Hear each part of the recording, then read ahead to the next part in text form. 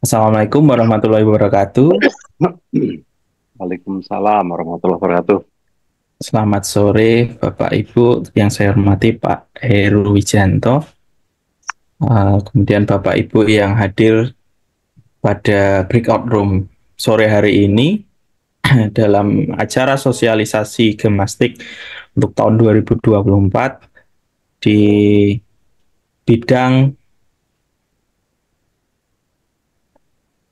embedded system dan IoT, ya.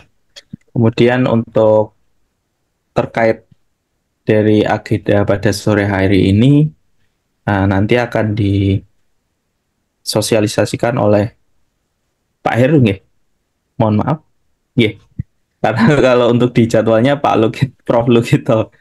eh Beliau tidak bisa jadi menitipkan ke saya. oh, nggih, nggih. Nggih. Baik, nanti untuk narasumber pada sesi kali ini nanti akan disampaikan oleh Bapak Heru Wijanto.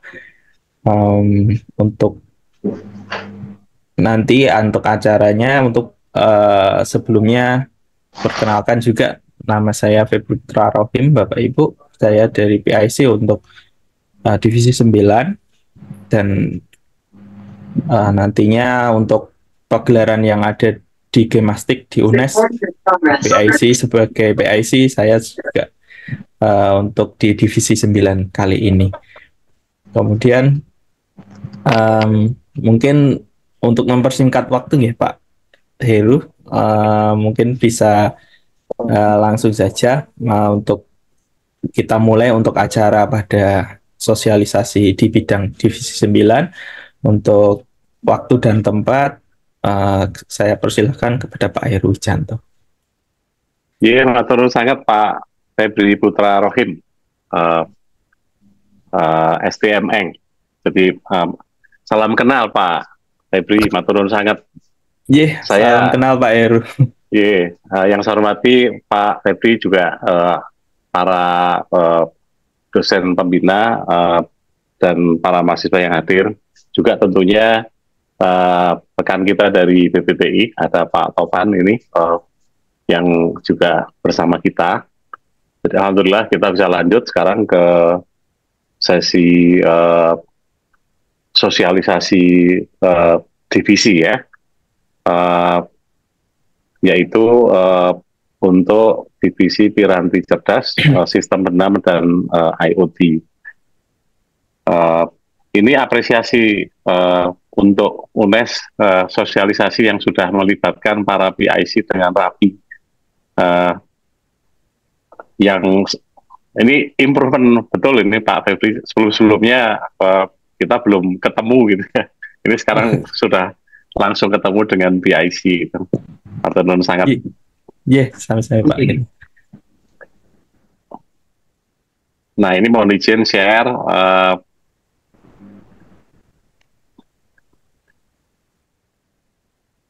Nggak banyak materi untuk per divisinya sebenarnya, karena ketentuan umumnya sudah cukup detail dan rigid sebenarnya. Jadi ini nanti akan cukup banyak ke ini ya, uh, ke teknis ya. Laser ini kok nggak jalan ini namanya. Lasernya, sudah. Oke. Jadi divisinya namanya Piranti Cerdas, Sistem Benam dan IoT. Jadi embedded system ya, smartware, ya, smartware, embedded system, and IoT. Jadi ini beberapa penjelasan awal. Jadi yang dimaksud dengan piranti cerdas itu adalah karya teknologi yang bekerja secara interaktif, adaptif, dan otomatis. Ya, awas ini. Jadi kata kuncinya adalah interaktif, adaptif, otomatis, sehingga mampu memberikan suatu solusi bagi permasalahan sehari-hari. Jadi interaktif itu misalnya dengan lingkungan gitu ya. Itu perlu dibayangkan, berarti pasti pakai sensor gitu. Ada sensor atau data sensing data gitu ya. Nah, kemudian yang juga menjadi sangat penting itu adalah cerdasnya ada di mananya gitu. Jadi dia tentu harus punya kecerdasan dengan memanfaatkan AI dalam hal ini, kecerdasan buatan yang sesuai dengan kebutuhan problem solvingnya. Nah, kemudian harus diimplementasikan menggunakan embedded system, ya, sistem benam bebas platformnya gitu ya. Yang penting familiar untuk yang bersangkutan, nah untuk tim ya. Kecuali kalau misalnya dari teman-teman UNES harus awal banget begitu ya. Dulu pernah terjadi dan itu cukup awal, Pak Febri, itu sponsorship. Jadi ada perusahaan apa yang memberikan kiriman platform gratis gitu, gitu. Tapi ya mungkin mahasiswa masa kini menganggapnya harganya tidak mahal gitu ya, nah, sehingga memilih untuk bebas mana yang familiar. Nah, yang bekerja berdasarkan perintah software atau piranti lunak dan dirancang atau didesain memiliki tujuan dan fungsi spesifik untuk keperluan problem solving tersebut.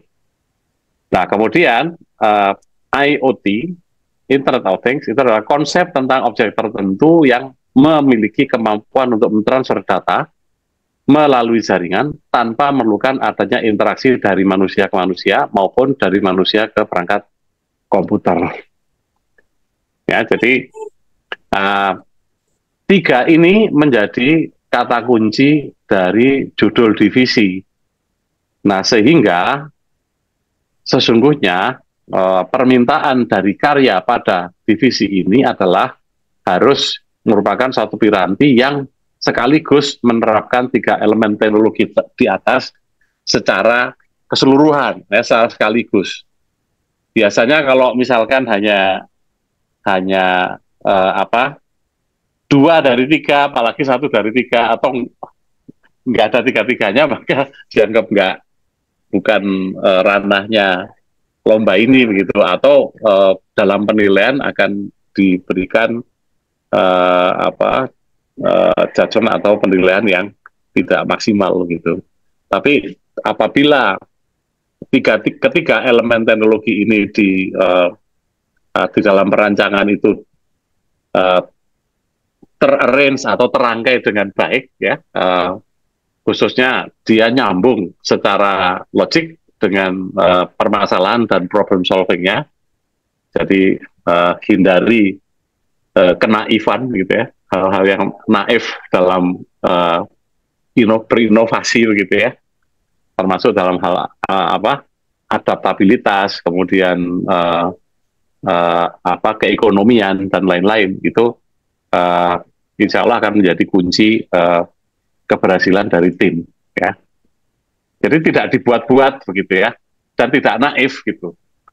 Nah, jadi dia menerapkan tiga elemen teknologi, ya, jadi kecerdasan algoritma, kecerdasan buatan untuk menyelesaikan suatu masalah tertentu, kemudian implementasinya dalam satu sistem benam, dan kemudian dia connected, ya, dengan satu jaringan internet dengan maksud dan tujuan yang jelas kenapa harus connected gitu ya.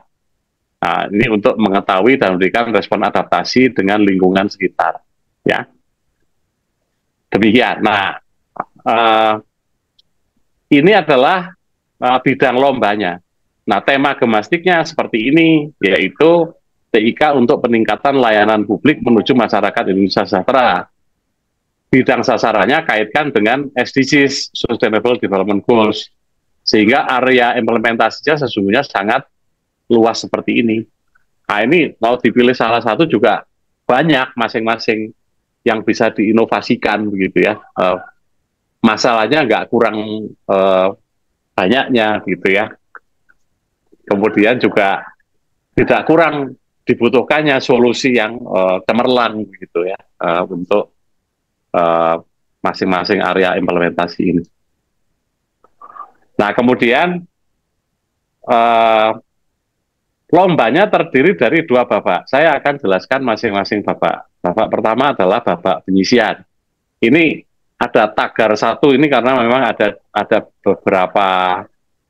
uh, beberapa halaman ya, siji, loro, satu, dua, tiga.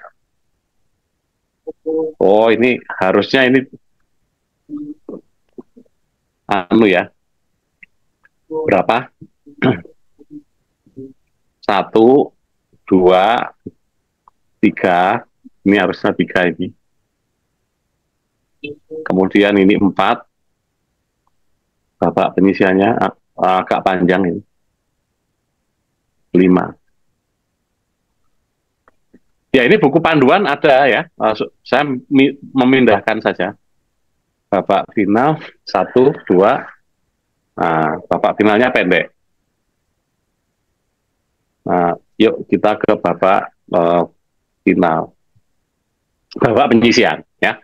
Nah, babak penyisian untuk divisi ini ya, pada dasarnya itu yang disusun atau dibuat itu adalah inovasi tentunya ya.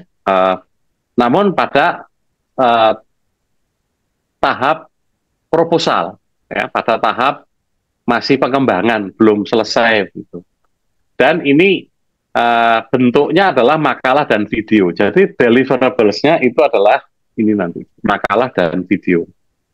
Ya, jadi basisnya adalah penilaian proposal dalam bentuk makalah dan video. Video dianggap merupakan bagian dari proposal itu untuk memperjelas gitu ya. Tim peserta menyusun proposal dan membuat video proses pengembangan model karya inovasi. Tim peserta mengumpulkan proposal pengembangan karya inovasi beserta tautan video rancangan karya inovasinya yang sedang dikembangkan dan dapat ditambahkan dokumen pendukung bisa dilampirkan jika diperlukan gitu.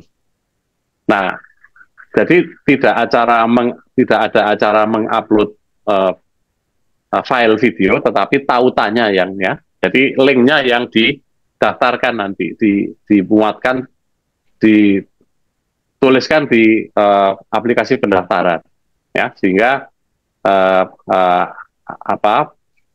mudah-mudahan tidak ada problem antrean atau pembebanan ke aplikasi yang menghambat adik-adik mahasiswa gitu ya, adik-adik peserta. Tim yang lolos babak penyisian untuk maju ke babak final akan diumumkan tanggal 26 Juli. Saya tuliskan agak mundur di sini, maksudnya malah pengumumannya yang ditulis gitu ya. Tetapi untuk seluruh berkas babak penyisiannya itu paling lambat diunggah paling lambat tanggal 17 Juni pada laman kompetisi gemastik. Nah, deliverables-nya apa saja? Ada 1. Ya, jadi awas tanggal 17 Juni adalah tanggal penting seperti yang di tabel tadi. Yang pertama adalah surat pernyataan. Isinya apa? Surat pernyataan berisi pernyataan bahwa karya original, tidak plagiat, tidak melanggar hak cipta. Jika karya yang dilombakan adalah pengembangan atau incremental gitu ya dari karya sebelumnya yang pernah memenangkan kompetisi tingkat nasional, maka surat pernyataan harus memuat penjelasan perbedaan antara keduanya yang bisa menyatakan kuantifikasi perbedaan lebih dari 50%. Nah, surat ditandatangani oleh ketua tim di atas materai dan dikumpulkan dengan format PDF maksimal ukuran 2 MB. Deliverables kedua, proposal. Proposal karya inovasi piranti cerdas sistem dan IoT yang jadi proposal yang diajukan merupakan ide orisinal, tidak menjiplak karya inovasi yang sudah ada, baik yang telah dikembangkan oleh tim maupun orang lain. Proposal diharapkan menjelaskan kelebihan atau keunggulan karya inovasi yang dikembangkan dari sudut pandang seluruh kriteria penilaian. Jadi pahami kriteria penilaiannya, tabelnya ada. Jadi peserta boleh menjelaskan karya inovasi itu atas dasar perspektif kriteria penilaian yang ada di pedoman. juga kelebihannya dibandingkan dengan karya inovasi lain. Kemudian disusun dengan sistematika berikut. Yang pertama adalah cover, ini ketentuannya. Abstrak, latar belakang, tujuan, manfaat, kemudian metode dasar pengembangan karya, yaitu penjelasan tentang bagaimana 3 elemen teknologi yang saya sebutkan tadi itu dipekerjakan, ya, dimanfaatkan. Ya, ini pedomannya sudah jelas, sosialisasinya kok rasanya sudah jelas, gitu ya. Mudah-mudahan tidak ada lagi karya-karya yang elemen teknologinya tidak memenuhi 3 aspek ini, gitu ya. Jadi cara menjelaskan proposalnya pun itu harus menjelaskan apa masing-masing elemen teknologi yang dipakai, cerdasnya mana, sistem benamnya mana, kemudian IoT-nya mana, bagaimana, ya, gitu ya.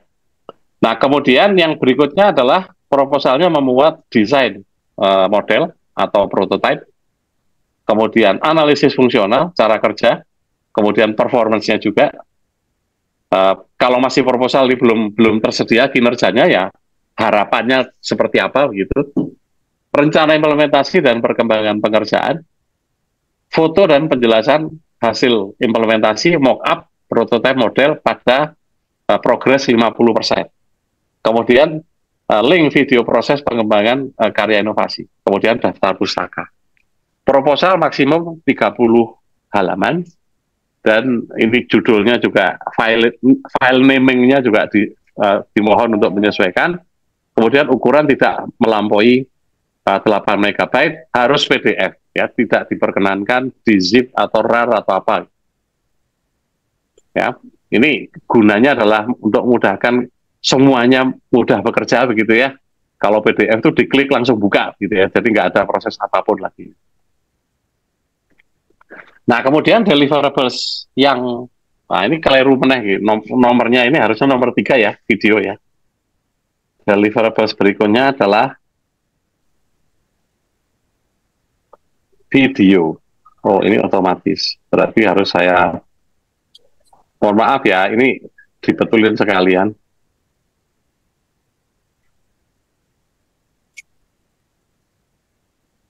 Supaya nanti selesai acara sudah langsung benar.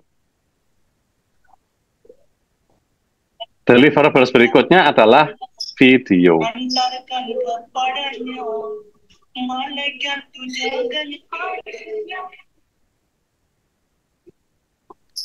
Ya, format videonya seperti apa, kemudian ya, ini ya, video.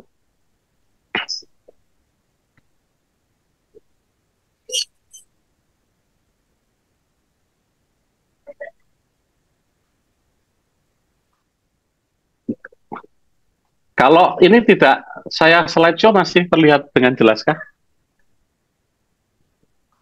Atau lebih enak di slideshow? Masih terlihat, Pak. Dah, kalau udah slideshow. Matur Pak Febri. Ini ya, deliverables ketiga adalah video. Video mewakili gambaran proses perencanaan karya inovasi dan demo hasil progres 50%. Video menggambarkan mengapa piranti tersebut berguna. Mengapa dia berguna dalam menyelesaikan masalah yang dikemukakan atau diangkat. Video menggambarkan bagaimana 3 elemen lomba itu, 3 elemen teknologi diimplementasikan. Mulai dari kecerdasan buatan, sistem benam, dan IoT-nya. Penyajian video menarik, kira-kira seperti mau presentasi ke investor, gitu ya, atau calon pengguna. Demonstrasi juga diperbolehkan menggunakan device asli, sehingga perekaman dilakukan menggunakan kamera. Formatnya MP4, ya, 720 pixel, maksimal 3 menit saja. Tidak boleh lebih dari 3 menit. Susah nontonnya, karena proposalnya banyak, ya. Nah, kemudian mencantumkan teaser intro gemastik pada awal atau akhir video. diunggah di situs YouTube dengan tautan yang disertakan pada aplikasi lomba.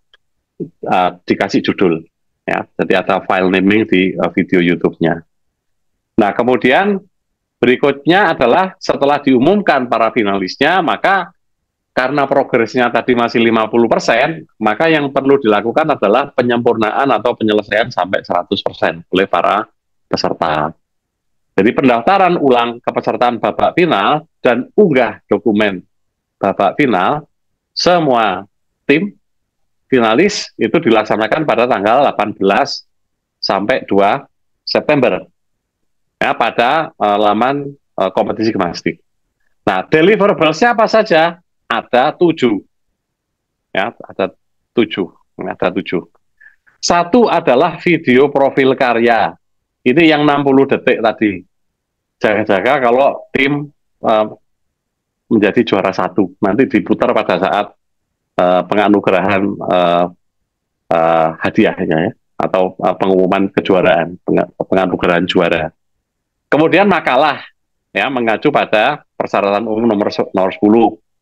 Kemudian ini berarti yang bentuknya jurnal tadi ya, IEEE tadi ya, makalah gimnastik ini. Kemudian hasil uji similaritas makalah ya, pakai Turnitin, identikit ya. Kemudian laporan akhir merupakan bagian lanjutan dan atau perbaikan dari proposal. Bagian yang sudah ada di proposal dapat ditulis kembali dan harus di-highlight perubahannya atau perbaikan yang terjadi pada bagian proposal. Dikumpulkan dalam bentuk PDF.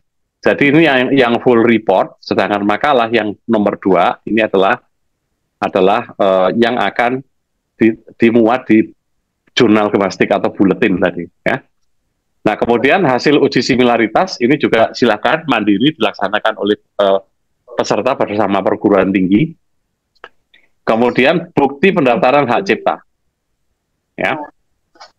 Bukti HKI bisa berupa screenshot pendaftaran karya di webnya DJKI.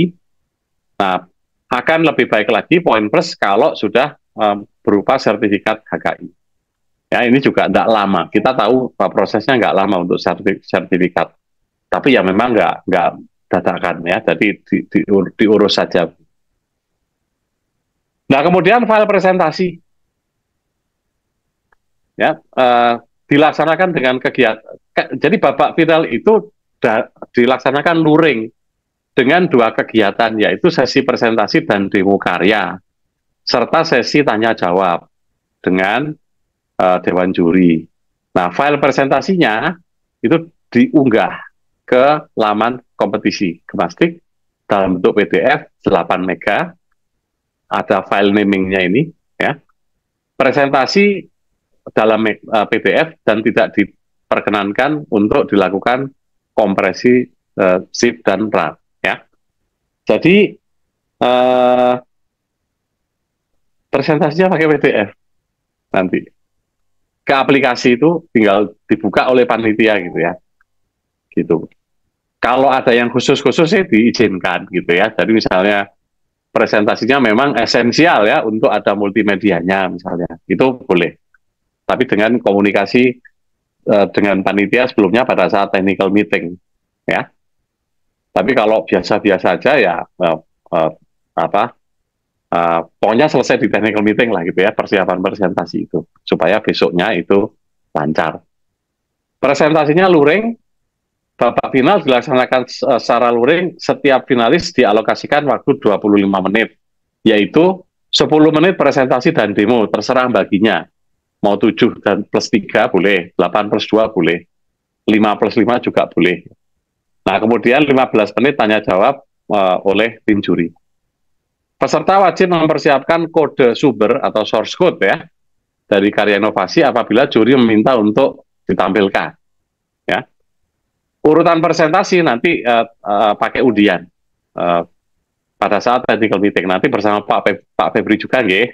Jadi pakai wheel of name atau apa ya di saat technical meeting kalau sudah acara puncak nanti ya. Yeah, itu 20 orang. Nah, kemudian setiap tim peserta sudah wajib berada di ruang tunggu, ruang transit paling lambat 15 menit sebelum presentasi.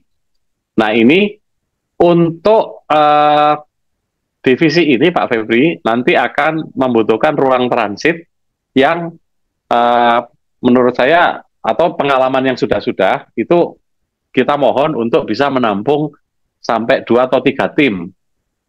Diberikan semacam meja kerja, Pak, semacam workspace gitu untuk setting peralatan hardware-nya itu. Dengan colokan gitu tentunya ya. Nah, kemudian juga karena ini lombanya IoT, maka diharapkan juga ada ketersediaan koneksi jaringan ya. yang cukup gitu.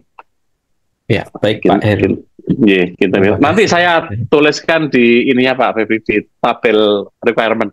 Saya belum bikin karena masih banyak diminta ngisi-ngisi sama bikin materi kayak begini gitu, jadi malahan ya.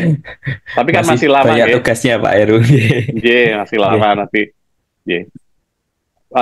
Ada timer yang mencatat atau mengatur permulaan atau awal dari presentasi, kemudian juga 2 menit itu ada waktu peringatan. Nah, kalau sudah habis, maka akan dihentikan. Nah, ini adalah yang tadi saya sampaikan, kriteria penilaian babak final yang boleh untuk dipelajari, untuk dikejar, untuk dapat nilai maksimal ya. Jadi untuk babak penyisian, itu kreativitas, bobotnya 30%. Urgensi masalahnya, penting, meluas gitu ya. Originalitas, kebaruan, canggih gitu ya. Nah, canggih itu bukan berarti ruwet gitu ya. Justru kadang ada kecanggihan yang dibentuk dari suatu simplifikasi, satu kesederhanaan. Nah, kemudian menerapkan 3 elemen teknologi secara lengkap ya. Jadi kecerdasannya, sistem bernam, IoT. Kemudian penulisan proposal, ada clarity ya, kuncinya sih clarity, clear gitu ya. Jadi kejelasan dari apa yang dikerjakan. Potensi kegunaan hasil bagi masyarakat, kemudian kemungkinan dapat diselesaikan. Kalau ini ranahnya juri ya, melihat penampakan gitu ya. Itu biasanya kami juga karena sudah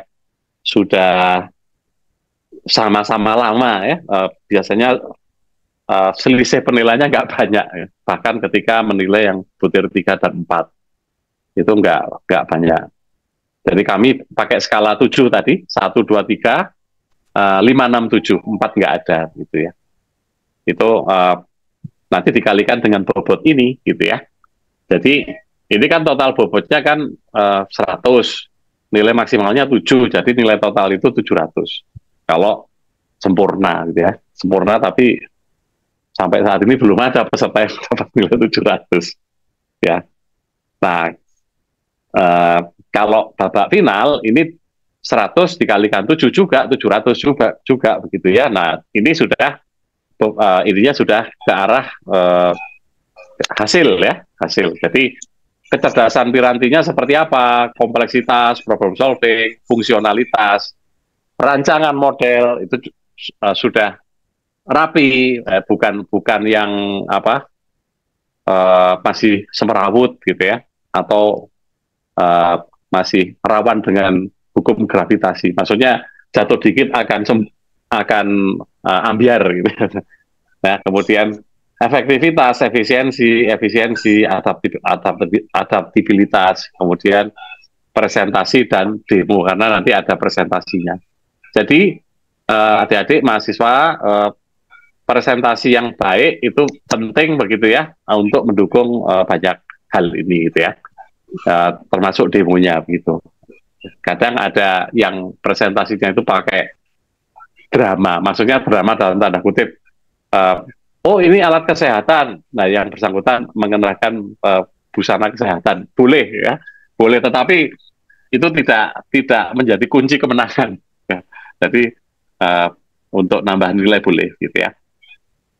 Yang jelas menggunakan bahasa yang baik, clear, sehingga mendukung yang lain. Ketentuan khusus ada 11 butir. Jadi yang pertama memiliki karya memiliki kesesuaian dengan salah satu lingkup topik yang dilombakan. Tadi sudah ada gambarnya tadi ya. Kemudian karya dapat berasal dari proyek akhir atau tugas akhir, ya, vokasi atau sarjana, yang terkait dengan kegiatan akademik kurikuler yang diikuti oleh para anggota tim kompetisi, ya, boleh part of, ya, TA gitu, atau gabungan dari beberapa TA.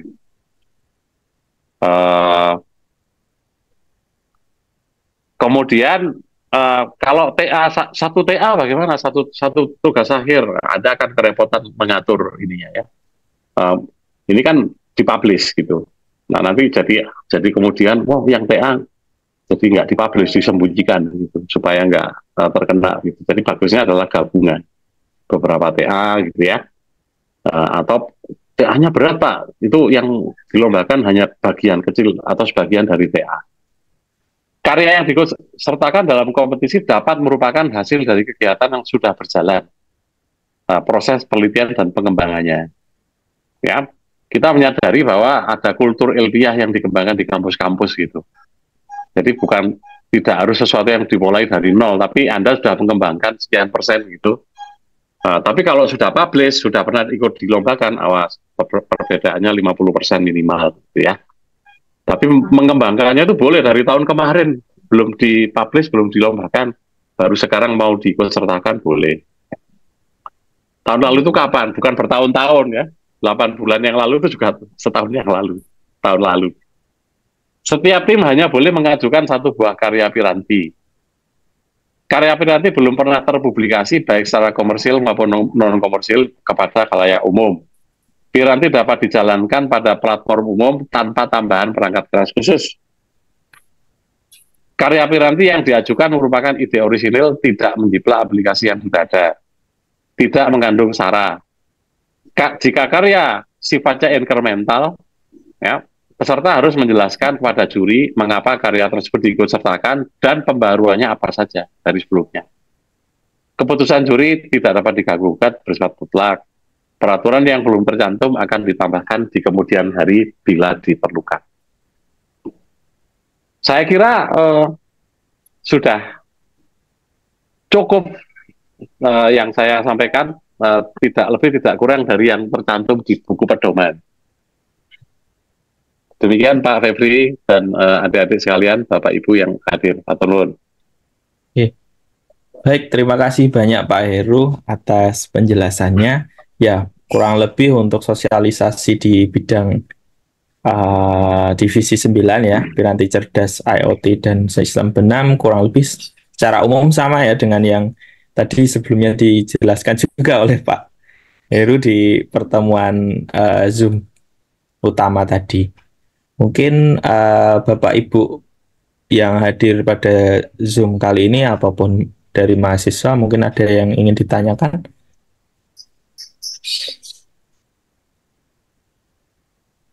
Oke, ini ada yang bertanya Pak Heru. Ya. Oke, silakan Mas Muhammad Naufal Nazar. Baik, terima kasih. Izin Pak, Bang.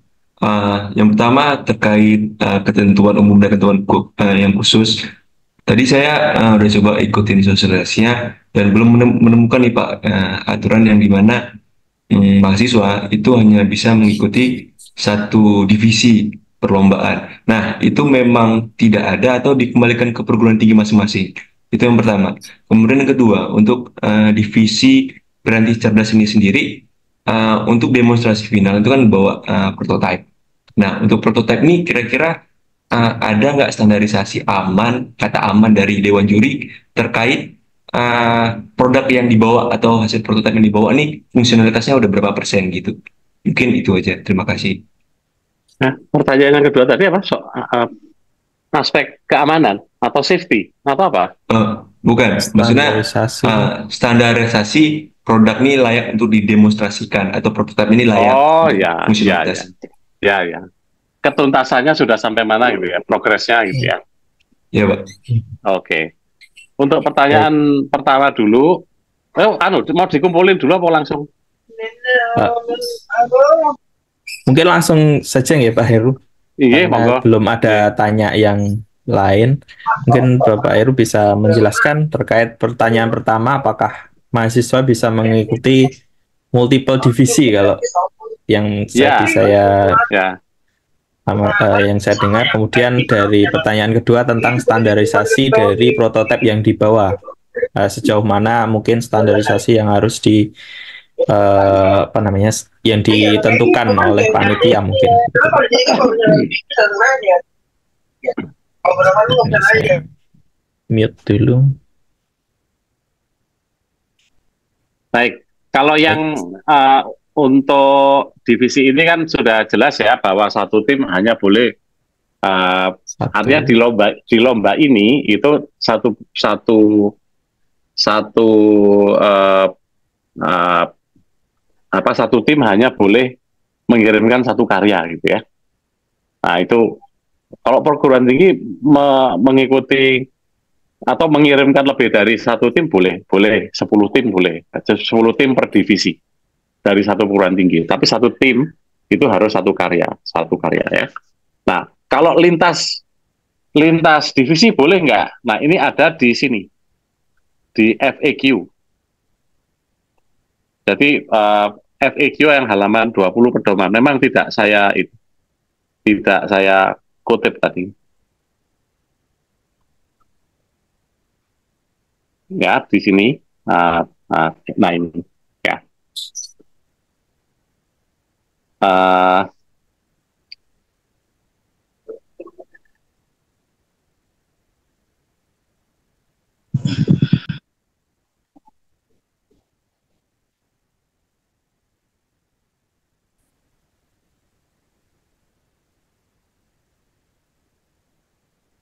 Apakah boleh seseorang terdaftar lebih dari satu kali pada tim yang berbeda?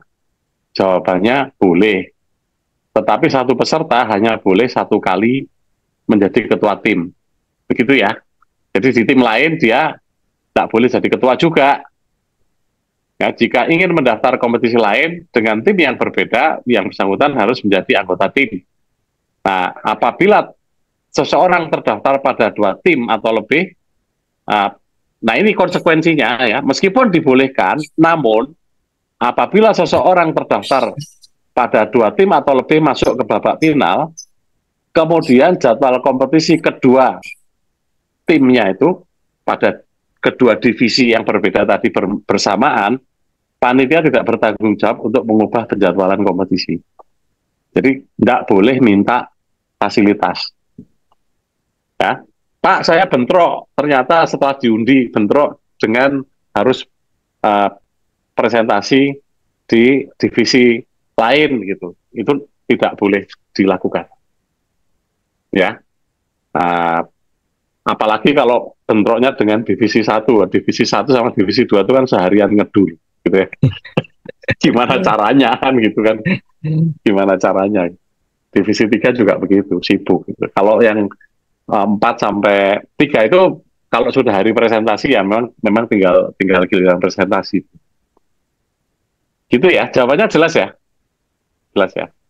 Jelas.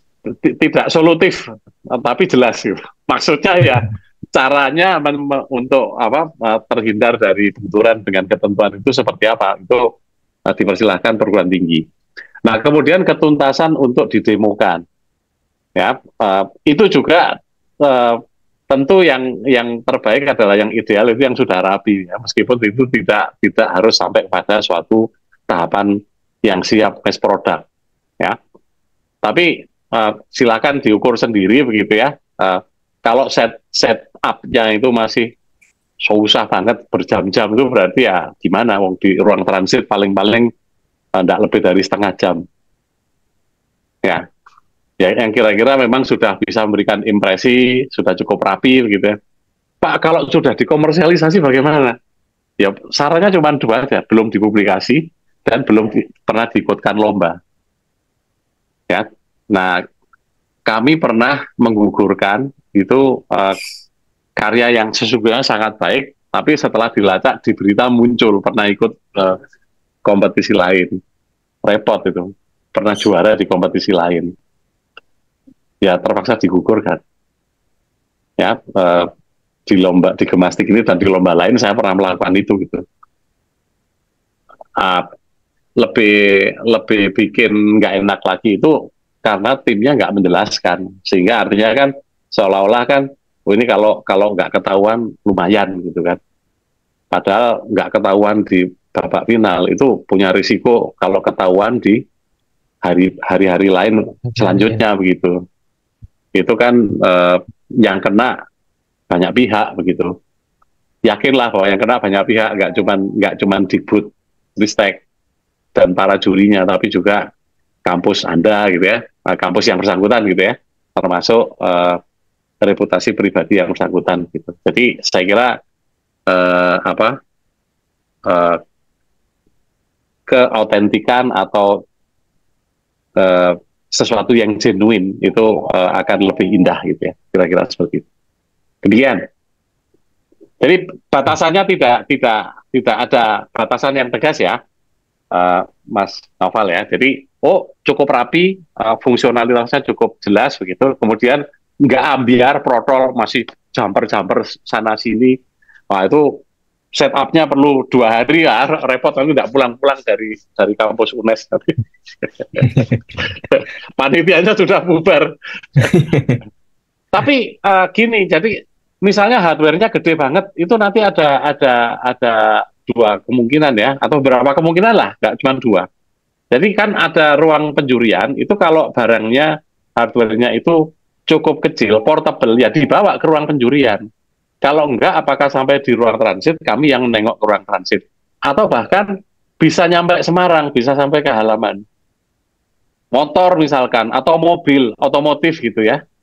Pernah itu, kami harus keluar gitu, ke halaman gitu. Itu enggak masalah, kalau memang itu bisa dilakukan. Tapi kalau sama sekali nggak bisa dibawa keluar kota, ya apa boleh buat, berarti Anda bawa videonya saja. Ya, tapi artinya bagaimana membuat video shoot yang memang representatif dengan demo, gitu. Oke. Cekap ya, cukup ya, jelas ya. Pak, banyak, masih banyak. Baik. Mungkin ada pertanyaan lagi, Pak Heru, atau sudah? Mungkin satu lagi, mungkin kalau ada yang mau bertanya dari Bapak Ibu pembimbing ataupun mahasiswa, silakan.